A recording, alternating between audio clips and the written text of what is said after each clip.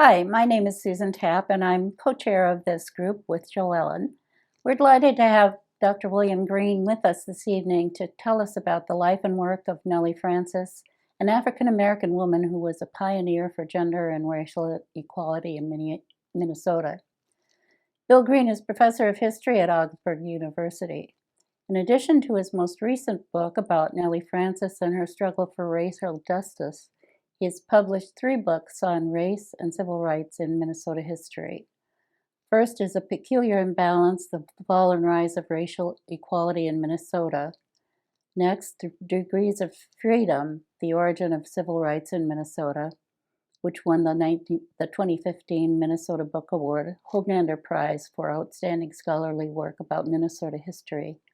And again in 2020, he won the Hoaglander Award for his book, The Children of Lincoln, White Paternalism and the Limits of Black Opportunity in Minnesota. His most recent book is Nellie Francis, Fighting for Racial Justice and Women's Equality in Minnesota. Following the presentation, there will be time for questions and answers. Welcome, Professor Green. Thank you for having me. This is a, I don't know, it's a project that has been unfolding for some time with me. It sort of began some time ago when, and you may recall this as driving down Interstate 94, when the Capitol was being refurbished and it looked like it was wrapped up like a present.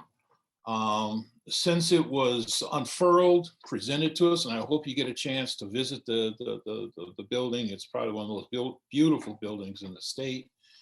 You will notice, if you've been in there in the past, you notice that the only images that tend to be displayed on all the floors are former governors and really one woman, Lola Perpich, who's standing just a step behind her husband, Rudy Perpich, a former governor, and a Native American woman in a painting to the side, standing to the side, bare-breasted and holding up a basket in the iconic painting of Father Hennepin. I mentioned those 2 persons or images because those are the only 2 images that are not white males. The committee that I served on dealt with the selection of art to be displayed in the new Capitol. And we discussed some of the criteria that should be considered in selecting those images. There were about 6 different criteria that we considered, but 2 of them are the ones that are especially relevant here. One being that it should represent the full diversity of the state. The art should represent, or the images should represent the full diversity of the state. And the second, of course, is showing how Minnesotans use government.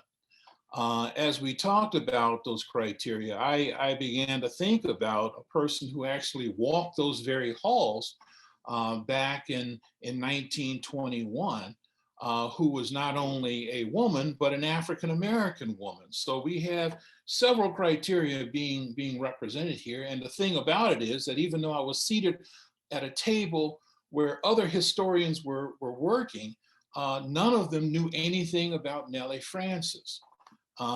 Very few people of color knew anything about Nellie Francis. Very few people in the social or in the civil rights community knew anything about Nellie Francis.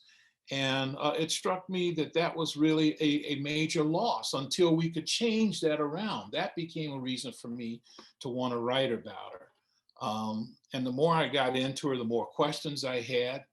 And the more questions I was presented with, the deeper I got into her life and into her personality. And so what I wanted to do today was to basically talk about who she was, to the extent that she would permit historians to know, that is, of course.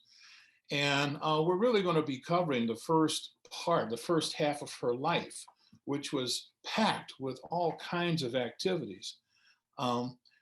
Even though right now, in the wake of the 100th anniversary of women's suffrage being acknowledged last year, and that her name has become quite prominent, despite that, she was involved with a lot of things, and that her life really didn't become it didn't begin just with the suffrage campaign. It began a much earlier time, obviously.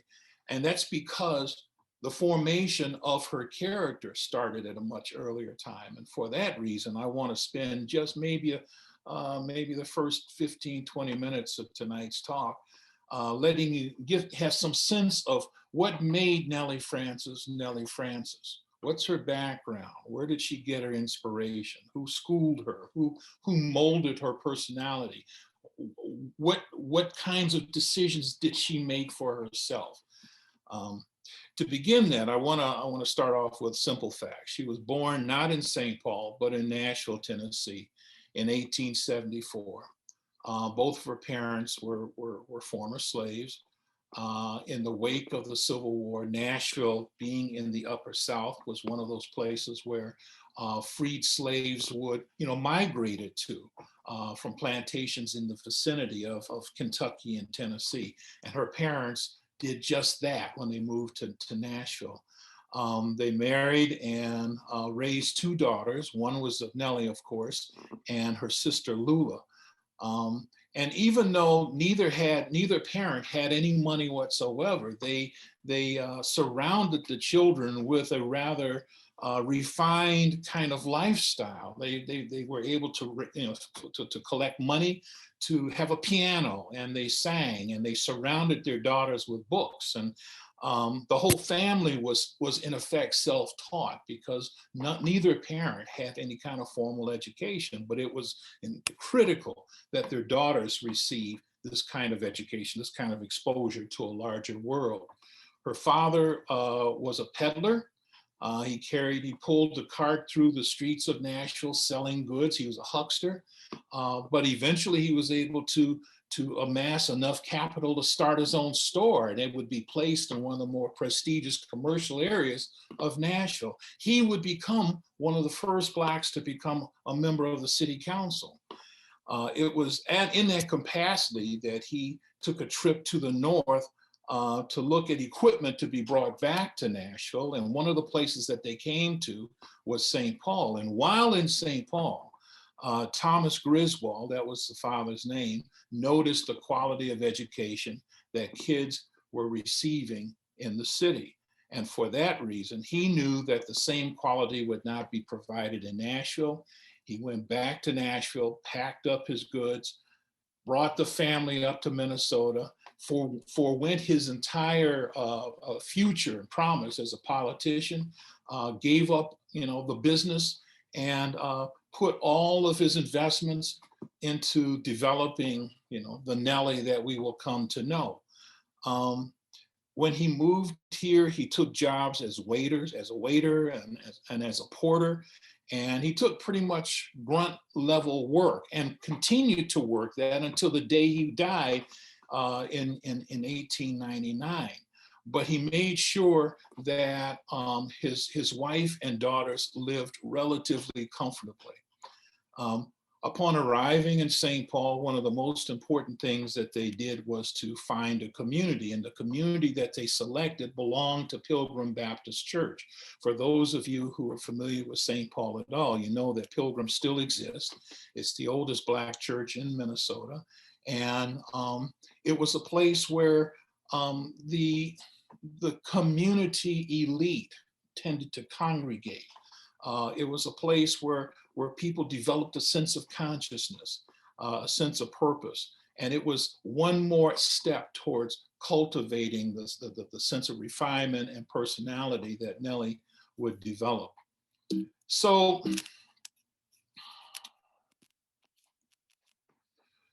this is an image of her high school picture. Nellie graduated in 1891 from Central High School. She was the only African American or only child of African descent to graduate that year. But she was well known before she graduated. She was known to be talented, musical. She was gifted. She wrote plays, and she wrote beautifully. But she also had a sense of command of the stage. And her teachers asked her, or prompted her to write an essay and to put it into the competition of essays by the graduating seniors. She delivered, I want you to imagine that the stage itself is immense. It's the first time that this particular hall would be occupied by the people of St. Paul for any kind of occasion. It was the People's Church. That was the name of it. She's on this huge stage, and Nellie herself was a petite person. She was very small, so the stage seemed to dwarf her.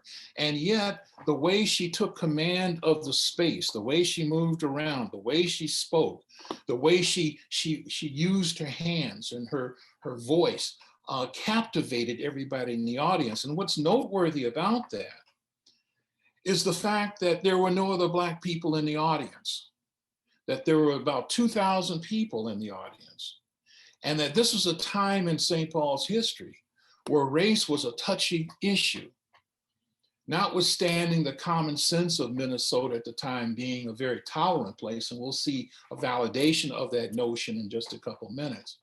The fact of the matter is that it was a touchy time if you were an African American, that things could go badly for you with the slightest provocation. And what she wrote about was precisely this kind of problem. The young student who won the competition titled his speech, "Don't Be a Clam." But Nellie named her speech, of all things, "The Race Problem." And what she was talking about in that speech were the kinds of issues that even the Black leaders of St. Paul were apprehensive in bringing up, did not feel like they could be candid about. That's a separate issue. If we have time, maybe we could talk about that. But the long and the short of it is that she was uttering the kinds of things that needed to be said about the problems of race in America.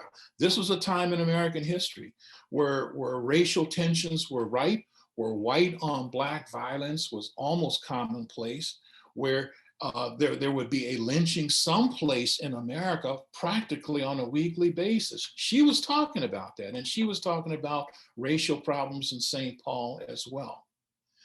What's noteworthy beyond the statement, the speech that she gave, was the reception she received. The audience is filled not just with white people, but with people of all social classes. They were working class, they were immigrants, they were middle class, and there were upper class people who were all in the audience.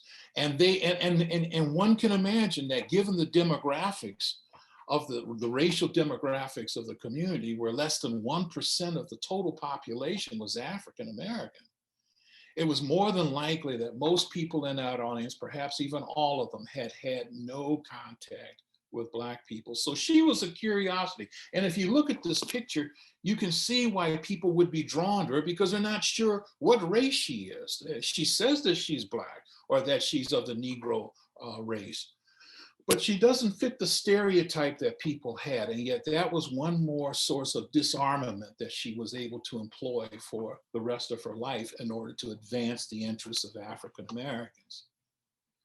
At the end of her speech, all of the newspapers, regardless of the political stripe, sang her praises. At the end of her speech, the audience stood up and applauded. And one of the editors present at the time for the Appeal, the St. Paul Black newspaper, the Appeal, specifically referred to her as having the host within her, using the term that's biblical in a sense. It basically refers to an angel with heavenly power to assist God's people. At this young age, at 17, people who watched her could already anticipate her potential as a leader, her future, her fate as a leader for the Black community. And for the remainder of her youth, she would basically play very key roles in the community itself. Now, where was this instinct? Where was this refinement further? Where was a sense of consciousness honed? And it was in her church.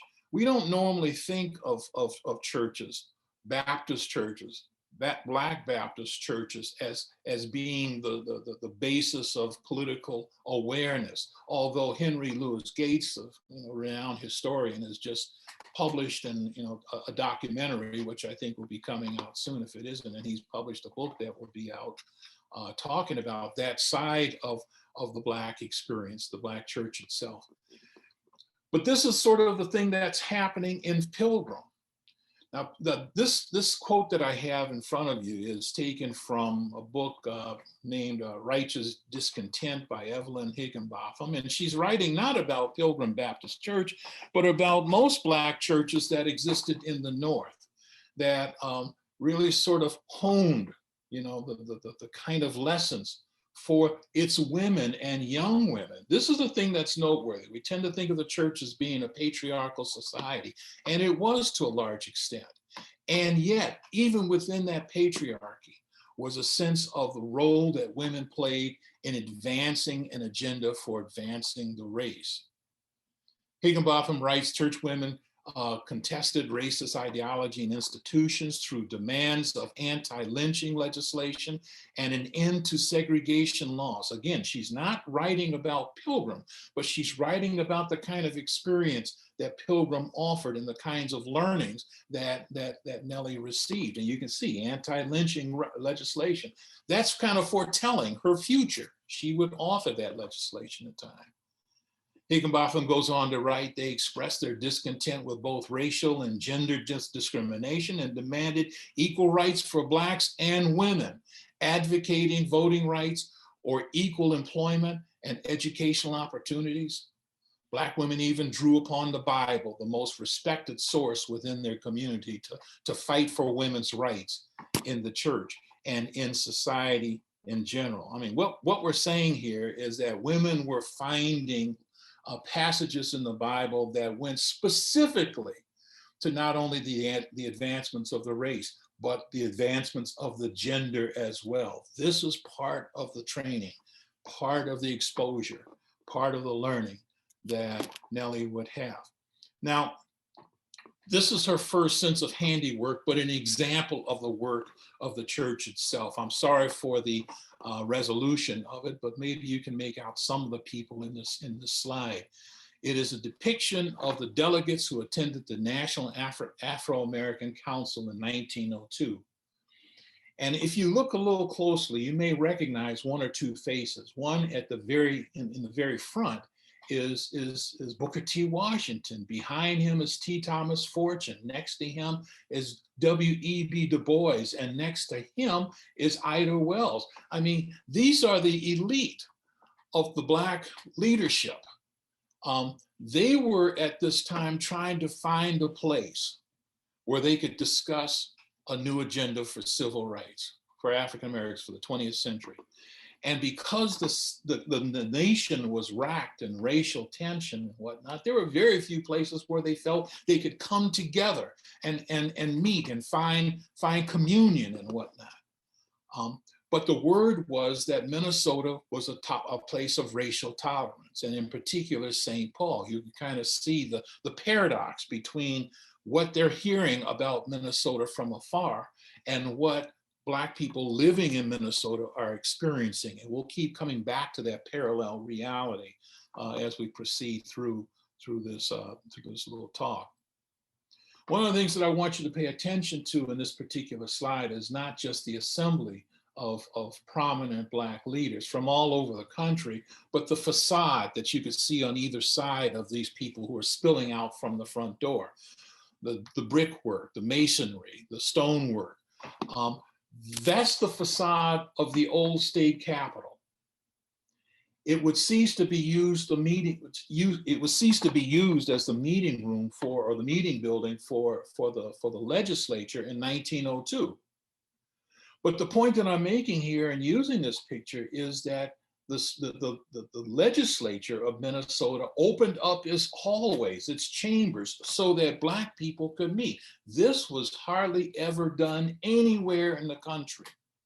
At a time where racism was considered a proper attitude of true blue Americans, of patriots, Minnesota was opening up its legislature for the most despised people to be able to come and talk about their own agenda. And the governor of the state of Minnesota, Governor Gus Van Sant, gave the speech of welcome that welcomed them to Minnesota.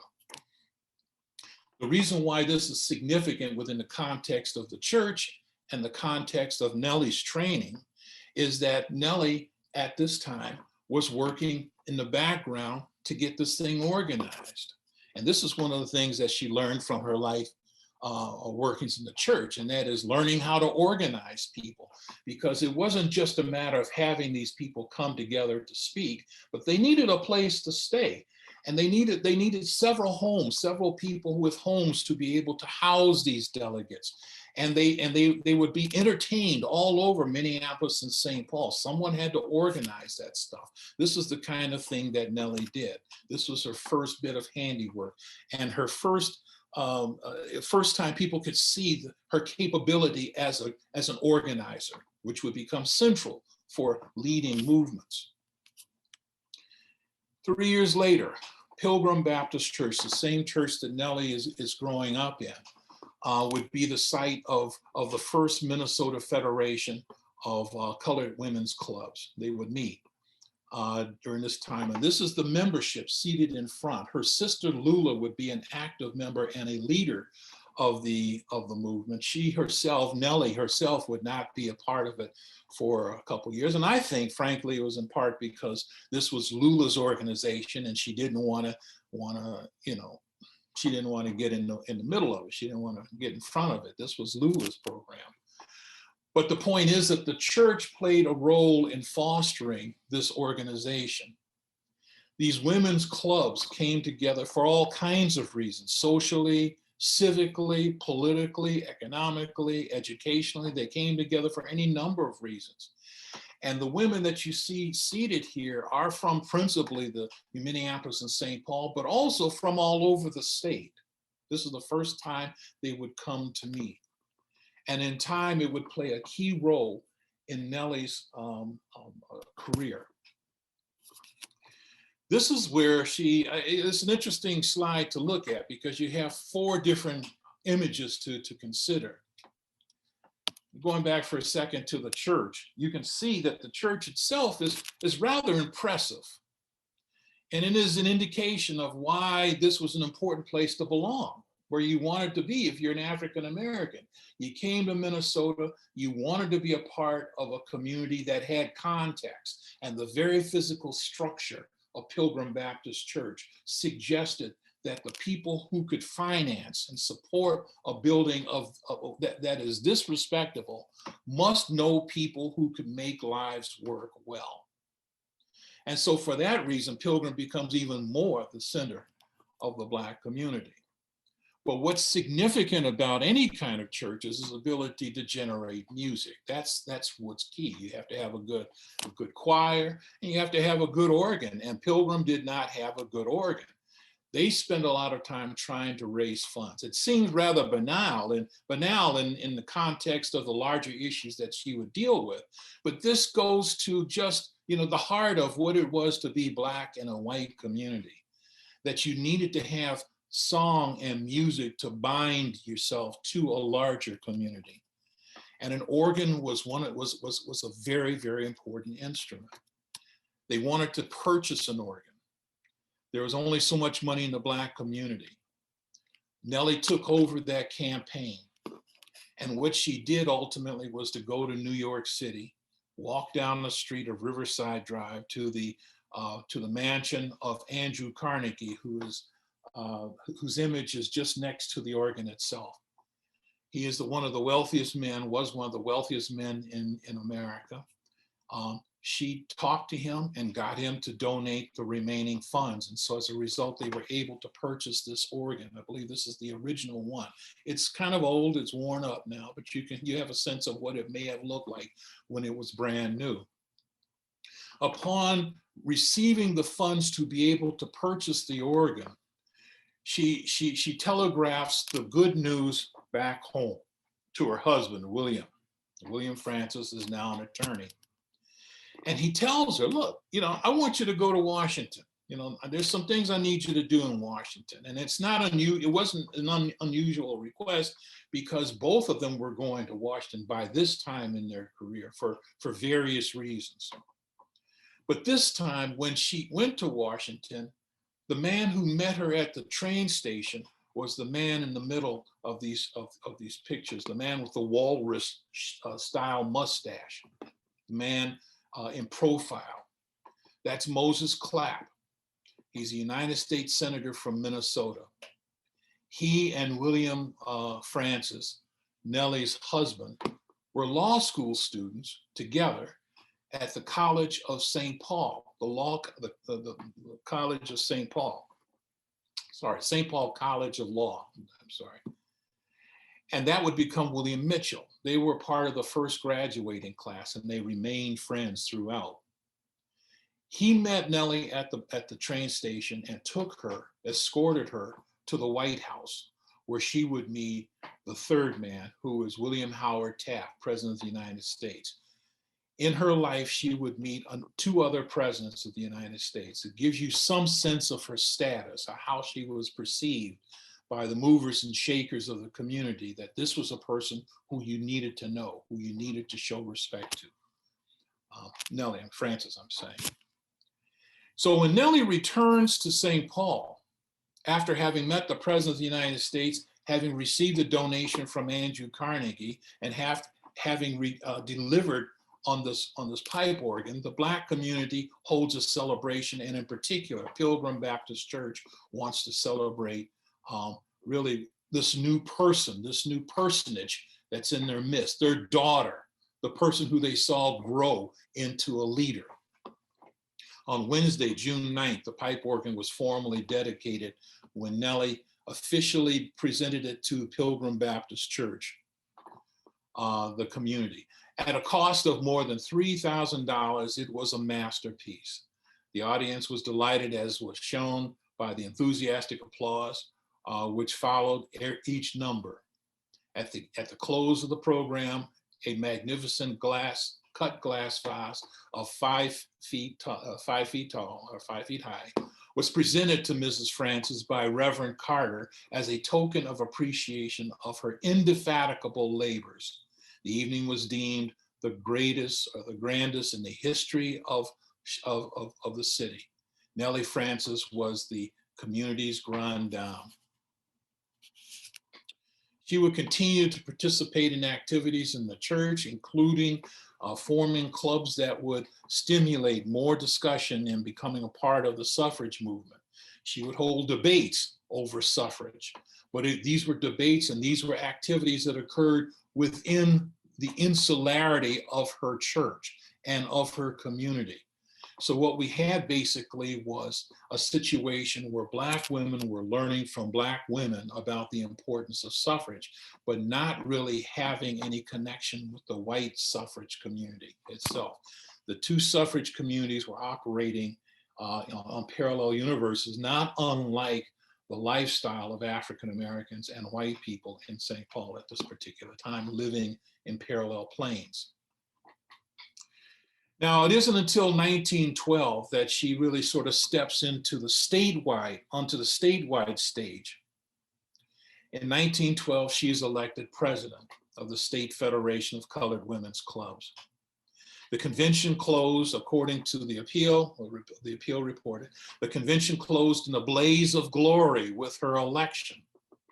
The Twin Cities Star, the African-American newspaper of Minneapolis, wrote, "It was a pleasure to her to know that she was elected without opposition." Now, what I want you to consider at this particular time, and we'll come back to this, is that even though she is feted by the communities of both St. Paul and Minneapolis, that she's feted within the Black community itself, it also reflects the fact that for the first time, the newspapers, the Black newspapers, are paying attention to anything that the women's clubs are doing, that the Federation is doing. The newspapers weren't covering the activities of the Federation. So as a result, most people knew nothing about the Federation of Colored Women's Clubs. Most people in Minnesota didn't know until Nellie became president. So when you look at these headlines, and when you consider how the spotlight now is coming to the Federation, you can imagine that while people were thankful that we have this kind of leadership that can command this attention, we also can imagine that there are people in corners who are beginning to feel a bit of envy. And that's something that will only grow over the next several years. It would deepen. The envy, the resentment, the jealousy would deepen. It's as at this in this capacity as president of the state federation where she begins to recognize, she thinks that she can use this as a platform to reach out to the white suffragists, because she knows that in a state like Minnesota, where the Black population is so small, that in order for African American women to be able to achieve something on this level, they have to form alliances with white sisters. This is the difficult thing, because it means persuading Blacks to sort of set aside their negative experience with white people in order to facilitate this agenda of women's suffrage. On the other hand, she had to sort of persuade white people to view Black people as a viable ally, because most white people in positions of leadership in the state never saw African Americans as consequential, just because of the small numbers of the population alone. That combined with a sense of perhaps racism as well. So Nellie really had a major challenge trying to pull those two communities together. And this is one of the things that I think really illustrates her greatness, because this becomes the nature of her work for the remainder of her time in Minnesota. And what I want to talk about for the next couple slides is really the types of challenges that she faced. Just as she's beginning to pull people together, she's dealing with various manifestations of racism that puts Black women off. Learning to distrust their white sisters, I think, is an apt caption for this particular slide. And indeed, this is becoming well known in the new literature on the suffrage movement. As great as the suffragists were, as noble as the work was, as heroic as that effort was, racism existed. And there was tension between Blacks and whites. And this is a tension that would never really be settled, not for the next 20, 30, 40, 50 years. So setting that aside, Nellie is still trying to move the two groups together. In 1915, Birth of a Nation comes to Minnesota. First at Bemidji, then at Duluth, and then it comes to the Twin Cities. And when it's in Minneapolis in particular, Minnesotans flock to see the film. You can't even, it's standing room only in the theater, and it would be like that for the duration of the showing of that film. For African Americans, this was a terrifying thing, because they lived in a country in which lynching occurred with the slightest provocation, and that they were beginning to see, looking at the race problem across the country, that these kinds of explosions were not limited to the South, that they could occur in the Midwest and they could occur in the North. And yet what they were getting from in talking with their white friends was a sense of disbelief, that their white friends were even growing weary of listening to the alarmist nature of their Black friends, that the film to the white community was harmless. It was not to be taken seriously. It was just a piece of drama. Imagine what African Americans who saw whites stand with applause when the Klan in the climax grabs the Black man accused of accosting a white woman and lynches her. Imagine what the African American population thinks in this particular context. The mayor of the city of Minneapolis was challenged to do something about the film by the Black community of St. Paul in Minneapolis. And he was a racial moderate. He was Frank Nye. He was a reasonable guy. But he didn't feel like he could take it upon himself to be definitive, decisive on this film one way or the other.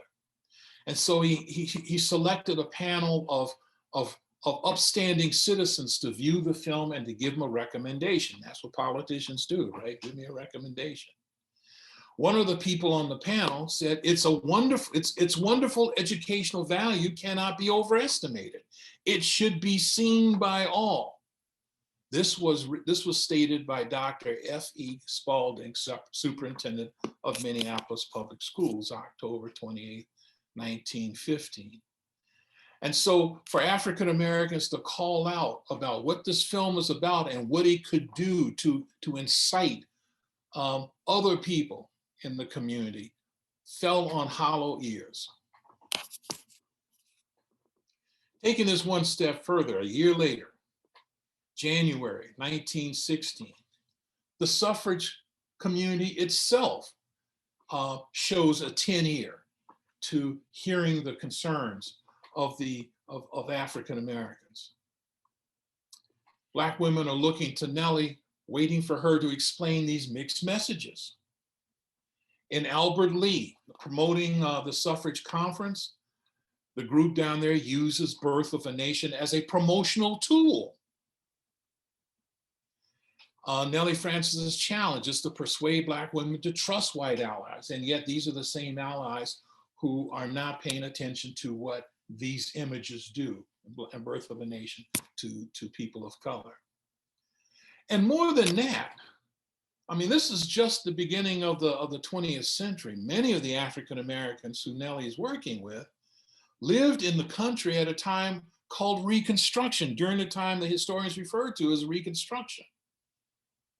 And their memories are after the 15th Amendment was ratified in 1870, liberals grew complacent as white supremacy spread across the country. This is where you see that time where all of the advances of the 13th, 14th, and 15th Amendment were beginning to be chiseled and reversed.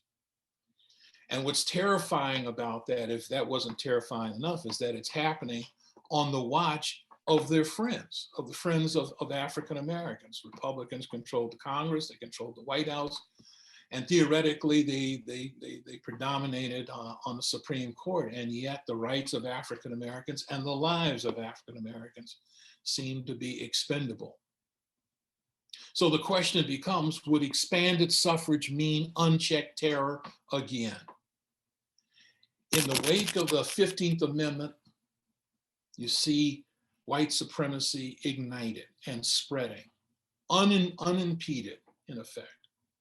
Now, in 1916, we're having a discussion about suffrage for Black women. That would include Black women. Will we see the same kind of consequence from mobs who would view the enfranchisement of African Americans as a political threat to them? And these were the kinds of questions that were not being answered and that Nellie could not answer. Where will our friends be, in other words? Later on that year, 1916, an article appears in the paper, and Nellie sees this as an opportunity to turn the tide. Now, you're not going to be able to read this very well, and I apologize for the poor resolution, but the long and the short of it is this. In Duluth, the White Women's Club had allowed for the admission of a Black Women's Club into its membership. They had included a Black Women's Club into the membership of the White Federation. And that the National Association of Women's Clubs, the parent group of the Detroit Federation of Women's Clubs, basically told the White Club of Detroit, if you keep the Black women in your organization, we will cut you out. You must get rid of Black women. And so Nellie decides she's going to use this as a campaign to both illustrate that there are good white people, there are white people who are willing to stand up and defend us, you know, forget about what we're seeing in Minnesota, forget about what we're seeing in the movies, that there are white women who can become our allies. And what she tried to do was to persuade her own national organization to write resolutions in support of Detroit. But what happened was, this was an opportunity for her rivals to take shots at Nellie. You see, because you can see at the bottom of the screen, she signs the resolution as chairman, press committee, National Association of Colored Women's Clubs. In other words, she's a national leader, but she's giving the stamp of approval for an act without the approval of the organization. Her rivals felt that she had overstepped herself. And they took this as an opportunity to excommunicate her from the organization. I'm scratching my head over that, okay? But this is kind of where we were, at least. So she's basically out in the woods, out in the wilderness, so to speak. She's been cut out of this organization, and she doesn't have contacts with the state association. So she's basically without an organization at all, completely.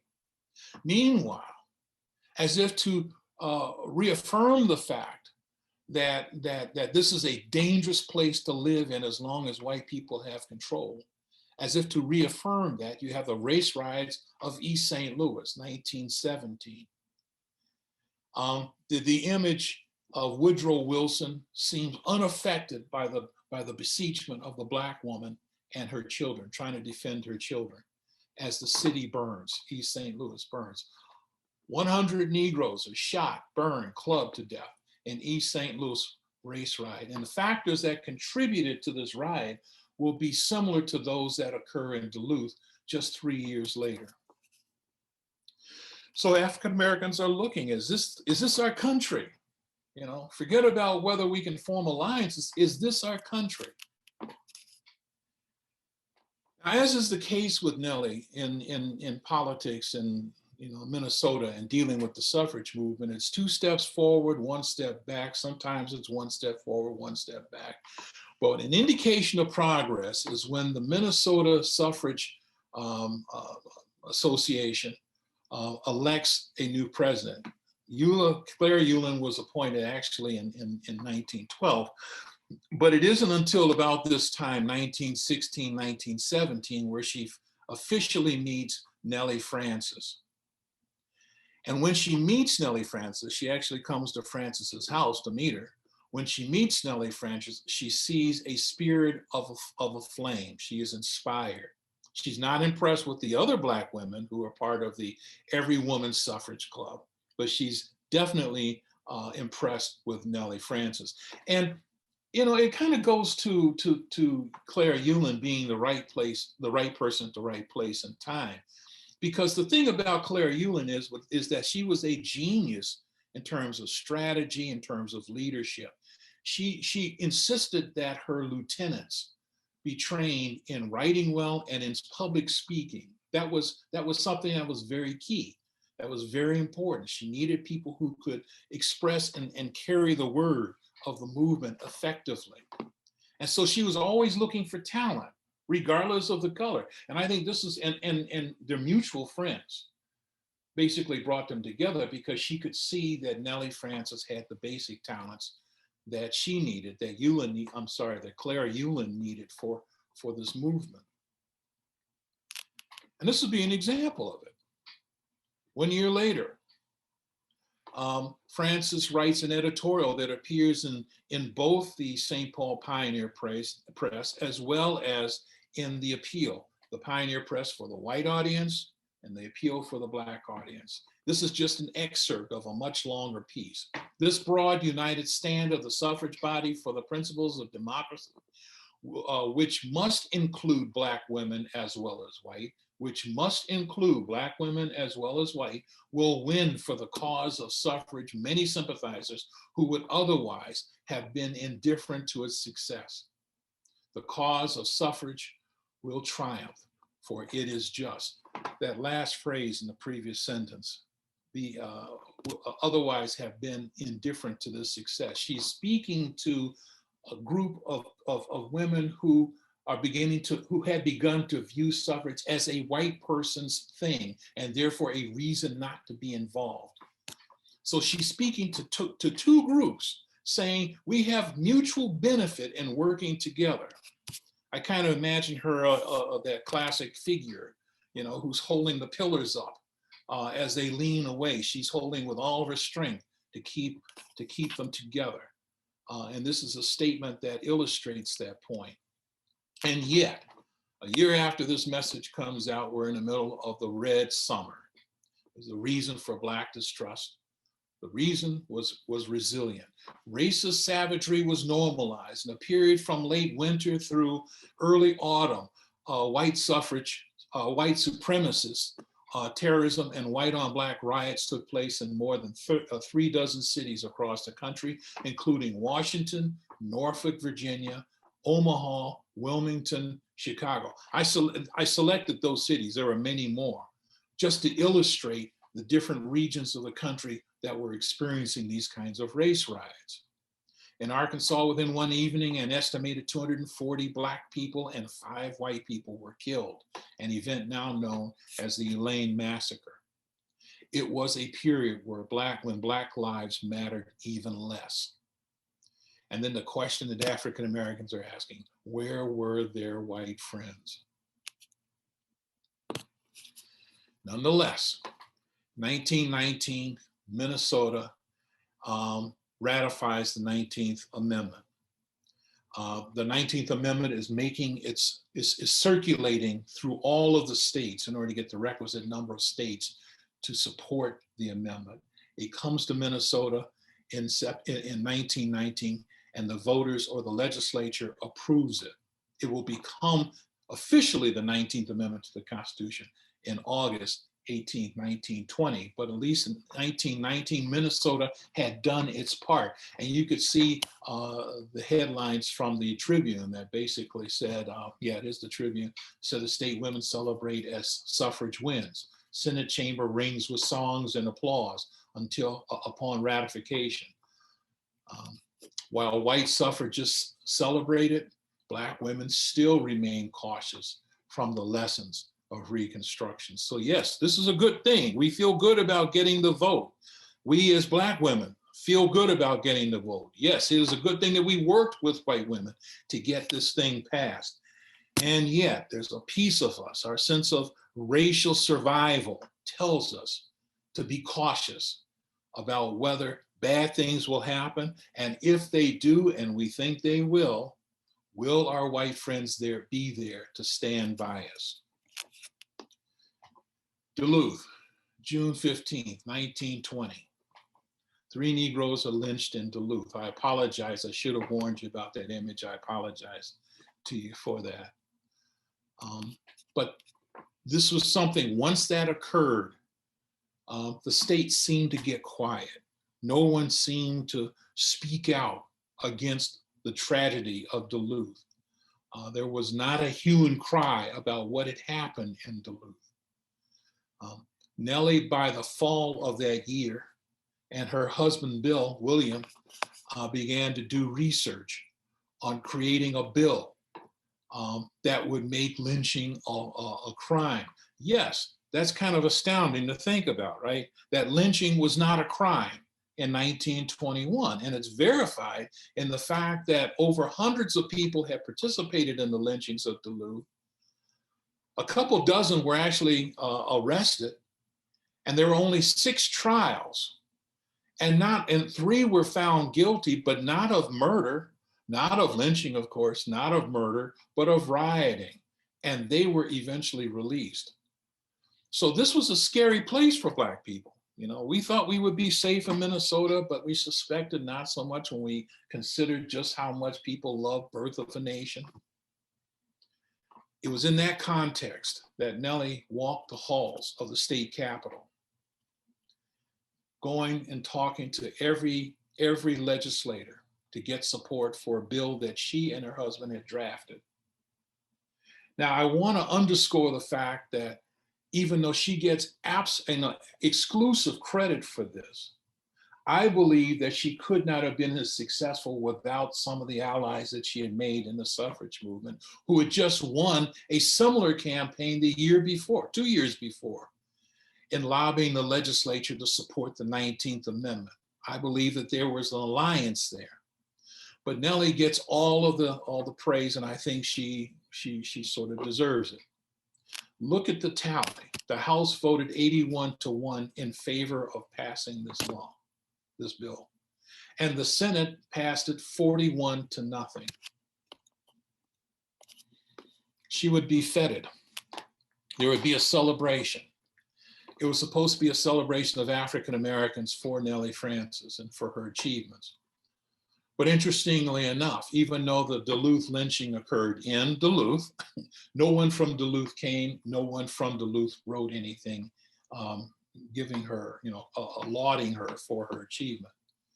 And similarly, even though this was a law that would benefit all African Americans in the state for sure, and white people as well, because immigrants had been lynched during World War I. No one from the Black community in Minneapolis sent letters of congratulations, lauded her for her support.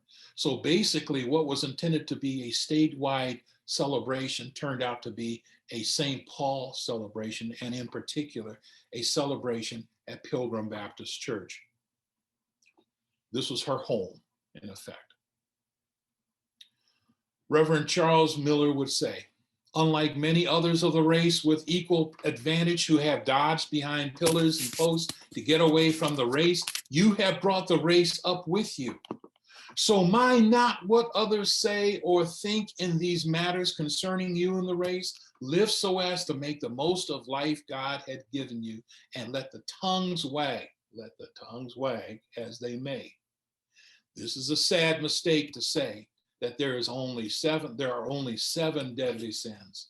There are 8, and ingratitude is the first. This is the first time acknowledging that sentiment, that rivalry, that jealousy, that resentment against Nellie Francis is aired in public. This is the first time it's mentioned in public. He sat down. The last person to speak was Nellie Francis. This is an excerpt from her longer speech, and she says, the relevant passage is this: we must frown with all the strength of our minds upon the destructive and selfish agencies and efforts to hinder earnest and altruistic service, and have courage to enlist the cooperation of those who would sponsor our cause and be of service. Let us present a united front. So to the end, she is saying, we must live in a larger community. We must see everybody in the community as our neighbor, as our brother, as our sister, because we have mutual interest. This would be the last public statement that she would make, ever. This would be the last public appearance she would make in Minnesota. 3 years later, she left her home. She and Bill left their home on St. Anthony in St. Paul, the Dale Selby neighborhood, uprooted by Rondo, uprooted by 94 eventually. They would move from that home to a place, 2092 Sargent Avenue in the Mac Groveland neighborhood of St. Paul. 1924, they would move there. And it was perhaps symbolically her first step in leaving the community that she had lived in for so long, the community that she had felt bruised and battered from. But there were resolutions and there were signs being posted all around the neighborhood and littering their own lawn that said basically colored persons are not wanted in the district. Nellie and Billy resisted the harassment and moved in anyway. But I think the lesson here really is captured by Paul Nelson, who wrote a biography of William Francis that appeared in the Ramsey County History magazine, very, very much worth reading, where he says, in short, when word got out, and this is the lesson, this is the moral of this particular moment, when the word got out, the Francis's decades of public service, leadership, Republican politics, and middle-class respectability counted for nothing. In other words, Nellie and Billy, despite the people that they had met and the relationships that they had formed and the alliances that they had created, it didn't result in anything, that they were basically left alone to deal with the slings and arrows of outrageous fortune. It is not until 1927, and I'm wrapping this up, it isn't until 1927 when they leave St. Paul forever, basically. Well, permanently, I should say.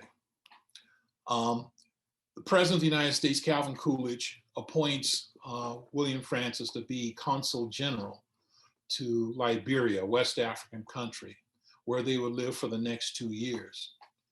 And Billy did some incredible things while he's there, one of which unearthing a forced labor scheme that was going on that had gone unattended or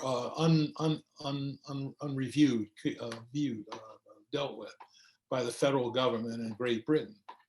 But he wrote a report on this. He also got yellow fever, and he died eventually, 1929. She brought the body back to the United States, first to New York, then to St. Paul, and then finally she wanted to take the body with her back to her birthplace in Nashville. She had already decided that she was not going to renew her residency in Minnesota. She had decided that her home now was Nashville. There are people who are still in Nashville who are part of her family. Her family is diminishing, basically. They never had children. Her mother's dead, her father's dead, her sister's dead by this time. But her grandmother, who is 114 years at this particular time, is still alive and active. And her aunt, Juno Frances Pierce, who is also was active in the suffrage movement in Nashville, in Tennessee, still lives in Nashville. So there is some family in Nashville.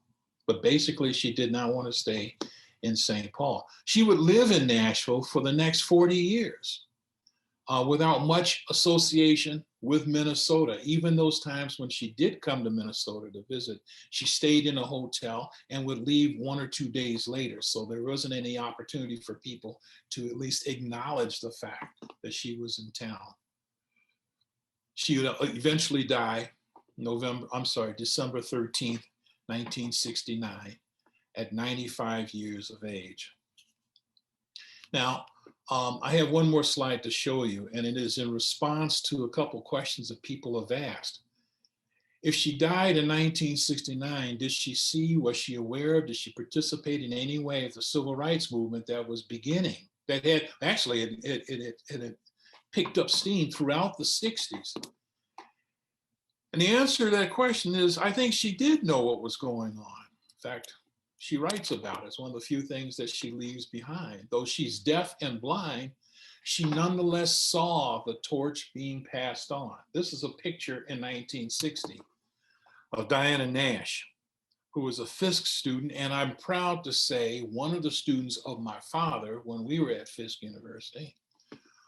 She's leading the students in the Nashville sit-ins in 1960. And actually their lives are similar.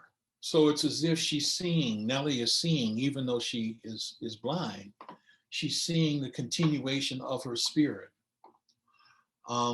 With that, I'm going to stop and open up for any questions if people have any.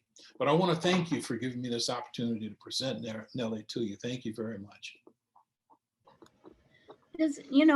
I'm curious. You said that when she moved to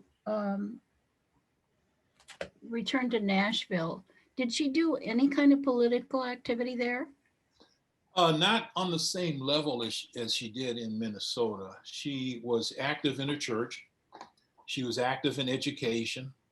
She had she was active in starting schools. But for all intents and purposes, she was not as politically engaged as she had been. I think she probably feels that felt that she had done her part. It was a bruising thing to be involved with politics. And I mean, you can imagine that looking at politics today. And she had probably decided that, she had done what she needed to do, and she was done with it. She'd found a lot of satisfaction, though, in her church and her immediate community. So you said she was active in education, but she didn't have children. What led her to do that? Do you know? Well, education was important to her. I think it was an indication of, I hadn't really thought of this before in this way, so I appreciate this question. I look at this slide with Diana Nash, and that a torch was passed on. And my sense is that The reason why she contributed as she did to education, up to and including programs in schools, um, was that she was trying to lay a groundwork for the next generation. She was trying to perhaps create a sense of consciousness to build on what had been established before. Her aunt, as I said before, was very active in the suffrage movement, and she was very active in the civil rights movement, and had started a school, vocational school for young women. Um, her mother or grandmother had been a teacher. And so I think it was sort of a natural thing for her to do for all intents and purposes. But I don't think it was just because her aunt and her grandmother were involved in education. It strikes me that that was the way for her to contribute to, planting the seed for change. She didn't think she was going to live forever, although her family lived for a long time. So it was an issue of trying to prepare, the next generation for leadership. I think that's kind of what was going on. But no, she didn't have any children at all, Okay. and that's sort of an interesting story in itself, I think. Rita Martinez suggests, please consider contacting Hennepin History Museum about writing an article about Mrs. Francis in its magazine, or doing this presentation through that organization. And Dick Chronic wonders, do you think she was depressed for a long time after Billy's death? Do you mind if I turn the tables around and ask why is that question asked? And I'll tell you why I'm asking the question. But why would that? What does the questioner think about when they're asking that question? What are they thinking about? What do they see that would suggest that? Dick, can you respond to that? Yes, excuse me. Because you said that she was much less involved with politics when she came back to the United States. Yeah. And she had been such a strong leader and obviously had tremendous inner strength. Yeah. And it seems like she really just kind of pulled herself away or something. Yeah. Well, I think that's a very astute question. I have thought that she did deal with depression. I think that her mother and her sister also dealt with depression throughout their adult lives, at least. And I think that periodically, even in the middle of her work, she would withdraw completely and go to their cabin in Chisago and just be there, alone, not even reading necessarily, but looking out the window. Of course, it's hard to know for sure because, this was a time where depression was not really discussed.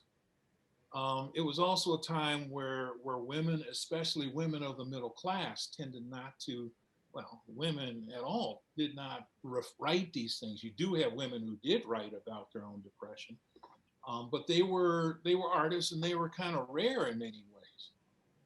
Nellie was a very private person in many ways. She was both public, but she was very private. And I've actually struggled with knowing what was the nature of the inclination for her to just withdraw, and I concluded that it was just something she was probably born with. I don't know. I think it was hard to be a woman during this time in society, especially if you're middle class and Black, living in the strictures of society and the expectations of society, and where there are all kinds of, as a result of that, all kinds of limitations on what you can do. In many ways, she was able to defy those limitations. But I think in defying them, she paid a price. And an example of the price she paid was people seeing her meet with presidents and meet with some of the most important people in America, and be resentful of her her continued success, and as a result, applauding her, but taking shots at her at the same time. I think that could have a negative effect on people.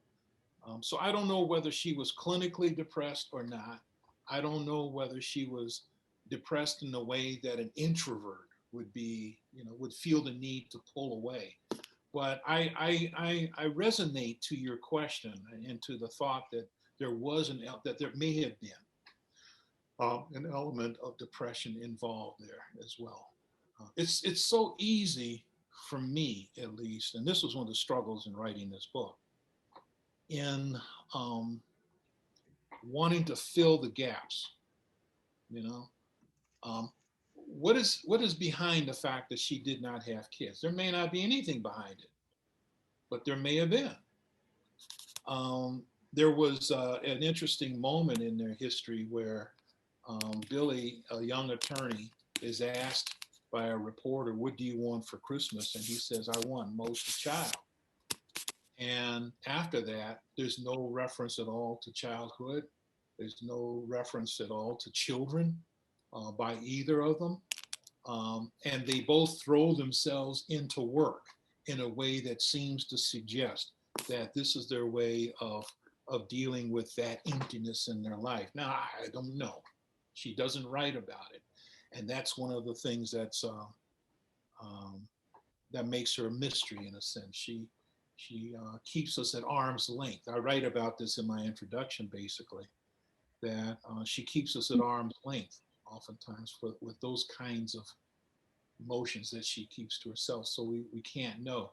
And doctors, being men and being trained in a matriarchal kind of world, and being pretty much the only kind of doctor that she was going to get. Most of the doctors are males, not all, but the ones that she had, they tended to look at her issues, put in quotation mark issues, through the eyes of a man.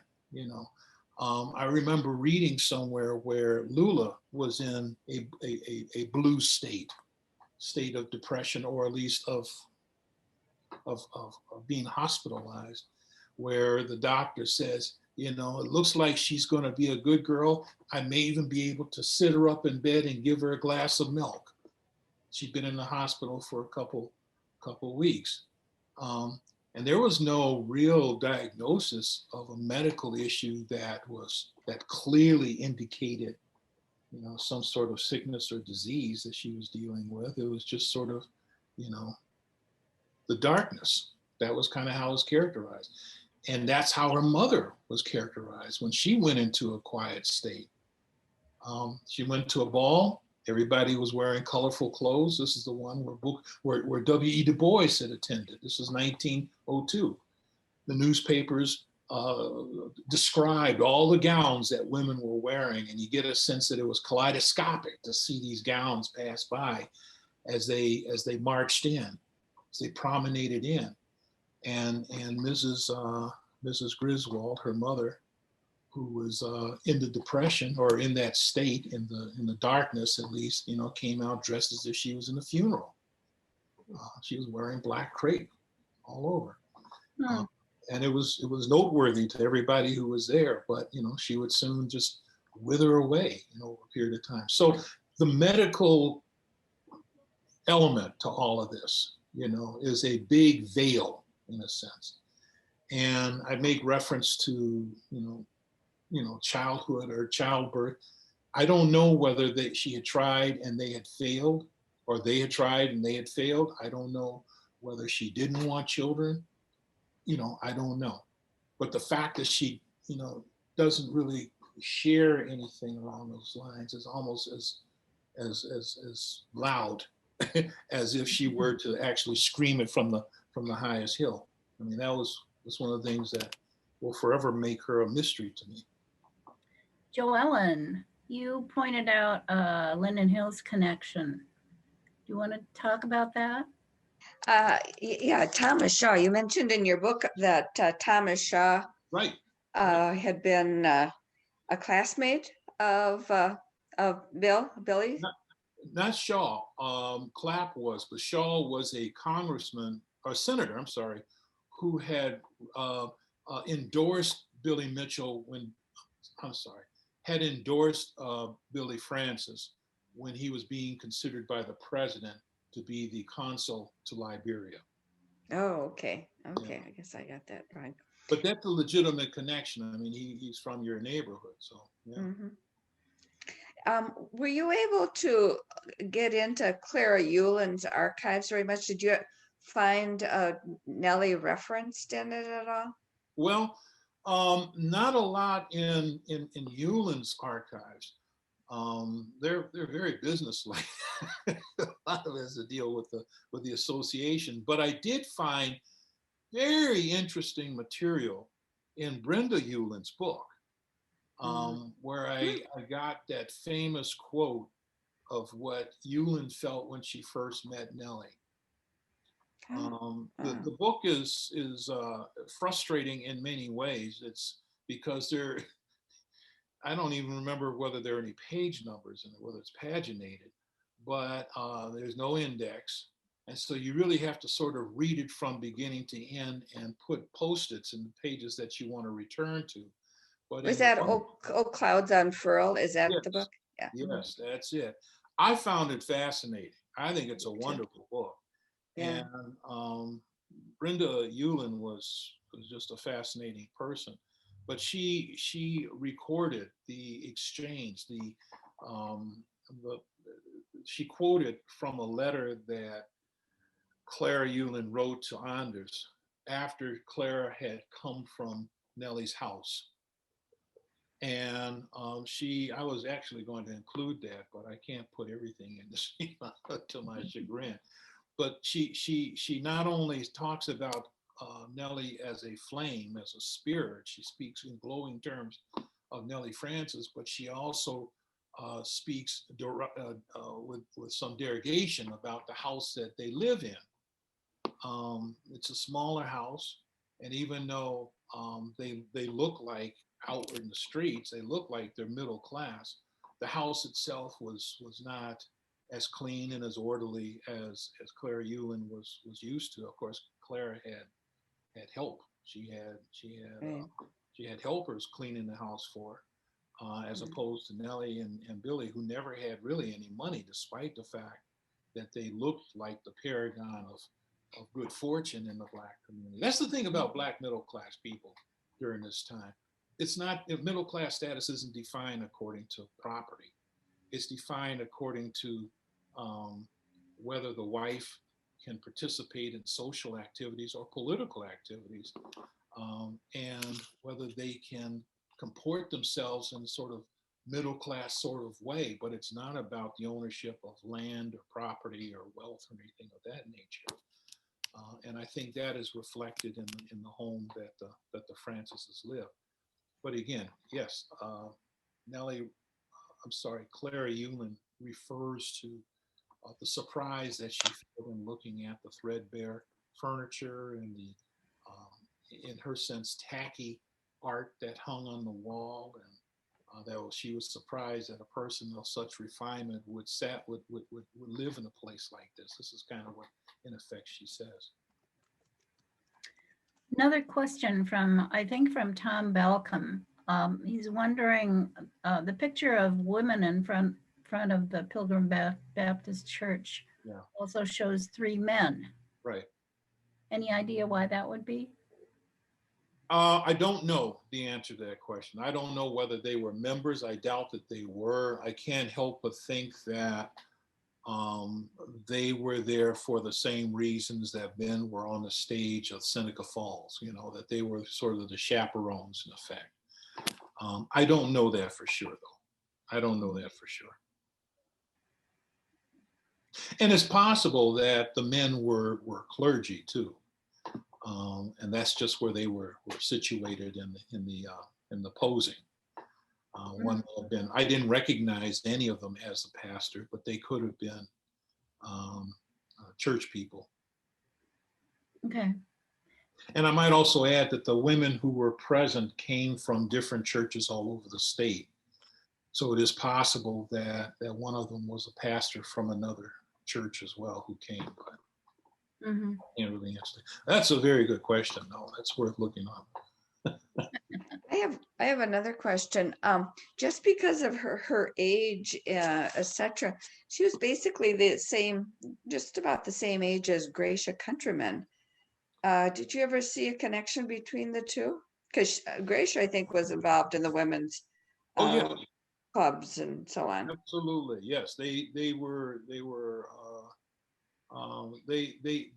work real closely with each other, but I think it's because most of Nellie's work was in St. Paul and Gracia was Minneapolis, but they did have contact. I mean, Nellie was, attended the statewide conventions that were oftentimes held in Minneapolis, and I can't remember the hotel. I think it was a Curtis, where they would meet oftentimes. So I would not be surprised if Nellie Francis met Gracia Countryman in more settings than I'm aware of. Nellie was active in a lot of places. She was always going somewhere, which may be another reason why she went to the cabinet often. I mean, all of us get burned out, and it could be as simple as that. But I would be surprised if there wasn't much of a intercourse with Gracia.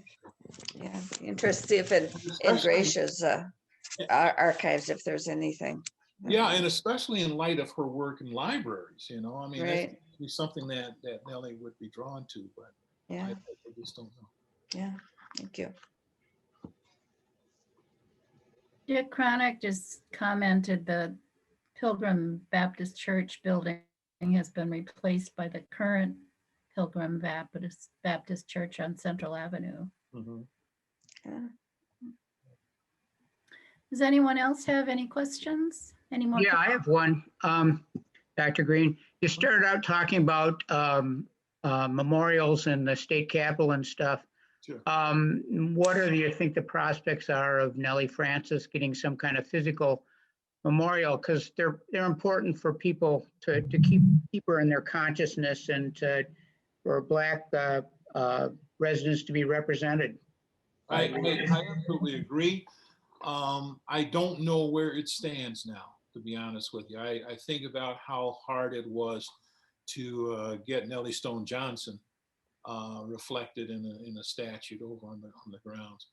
I don't think there's resistance to Nellie Francis. I think that it will in time occur, but I don't think we're anywhere near seeing any kind of serious memorial in her name at this particular point.